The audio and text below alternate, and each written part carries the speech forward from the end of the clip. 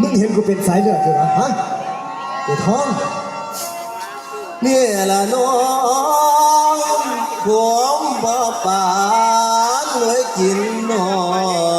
งโอ้ยกูฟังเอ้ยผมบ่ปานเลยกินน้อง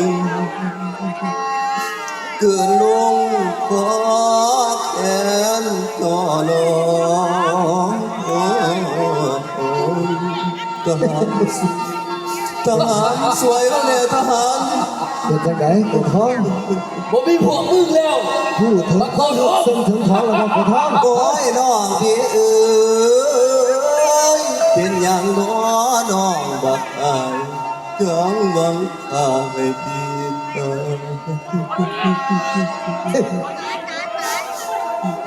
แล้วไปสิคิดว่าน้องสิมองพี่เป็นศัตรู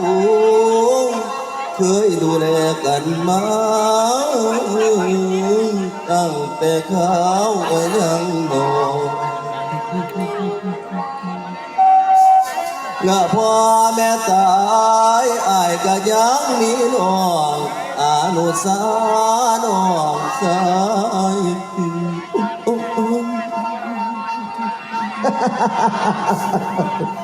โอ้ยน้องพี่เอ้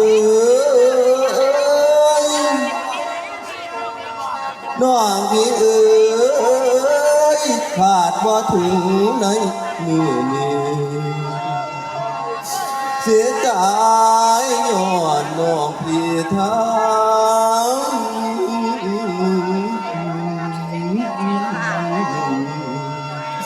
อ๋อ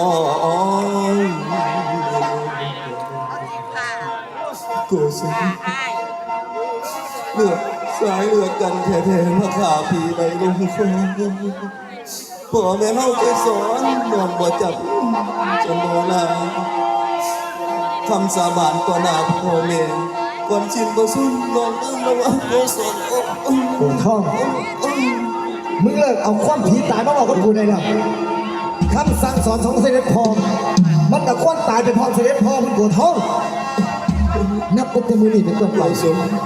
เฮ้ยอายเนี่ยมึงบอกต้องมาจับกูนับแต่มือนี่เป็นต้นไปกดมนเทียนบานแห่งโกศรีนครมันต้องขึ้นตัดพ่อเพิ่งพ่อใจของกูแต่เพียงผู้เดียว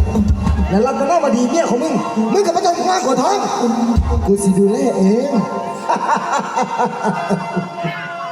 ฮะเอาไปตายเลยนี่ท้องขนาดเมียสุดที่ฮักมึงเขายังจ้างให้กูขามึงเลยขอบใจในเที่ยหมอลำนี่แหละหัวเจ้าใต้ครับตายไว้แท้ฮะมึงคือตายไว้แท้ทหารพวกสูงจงเอาศพของอ้ายกูไปทิ่มลงเหวให้มันเป็นอาหารแห้งอาหารกาไปลากมันลงไปก๋วยเตี๋ยวตู้แล้วมาหายคนโลกมันจะเพียงก่อนแล้วมัน